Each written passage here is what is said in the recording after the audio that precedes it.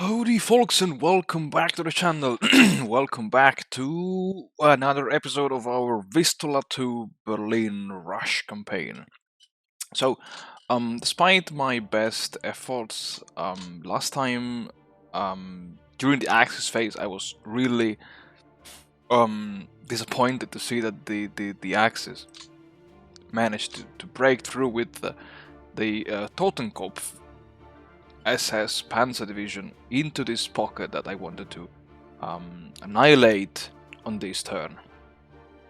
And yeah, this is quite upsetting because I was planning to wipe out this pocket this turn and then just focus on marching westwards. And yeah, it's pretty annoying to see that, which means that I will have to sacrifice one extra turn to isolate these units and then collapse them on the next turn. But yeah, anyway, still, no.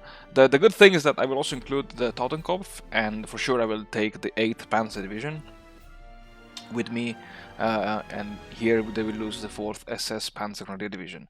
So again, it's a bit of the Axis forces, and also here, I mean, this was kind of expected that I could not hold the line. The good thing is that they gave up the Katowice. I don't know if this was a fortress or else, but yeah, last time I was quite surprised to see that I had a 9 combat delay and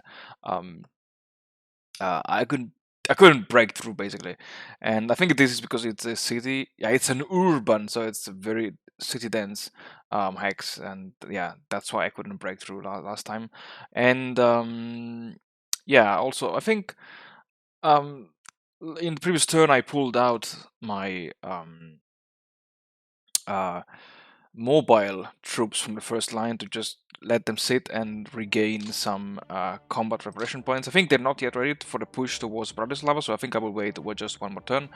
But I think that the good thing is that now, yeah, I did bring from the reserves plenty of assault engineer units and also a flame tank, and these will become very handy in dealing with these level 3 fortifications.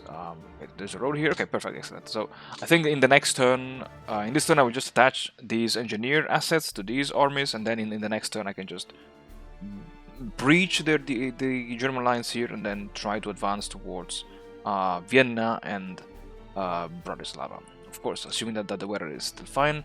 The weather is still fine, besides some heavy rains in the north. And also, given the fact that my air force is looking a little bit overused now, this turn I won't use anything. I won't use air support.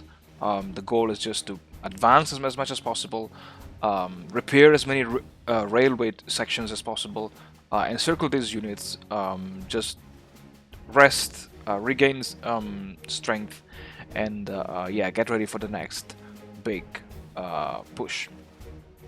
And so, enough talk, and let's jump straight into the episode.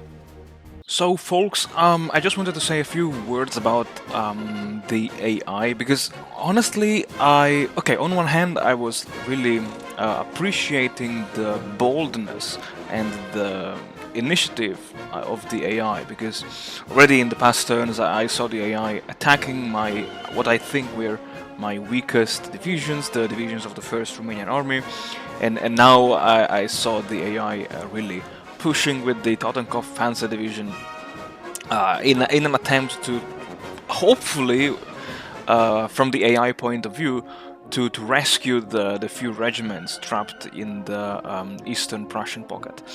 I mean, on one hand, one could think that this was a stupid move, because yeah, it kind of facilitated me trapping even more divisions, namely the Totenkopf.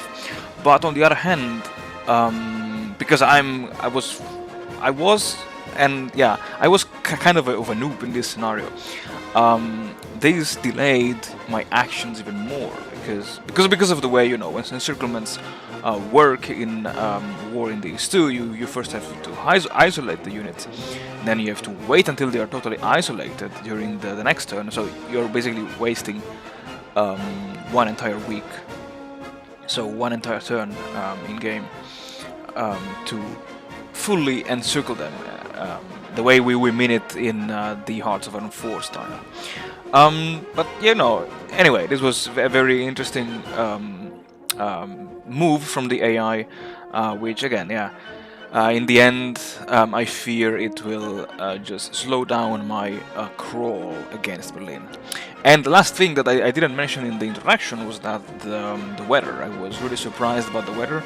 I was expecting the weather to get much worse already at the end of February, beginning of March, but I was wrong. And from what I've seen already by playing this scenario a couple of times, is that the weather is not always consistent. So this is again one extra variability that War in the East 2 has. You can play the same campaign over and over, you can do the same movements over and over again, but the weather will change, and if the weather changes, you are forced to change your strategy with it.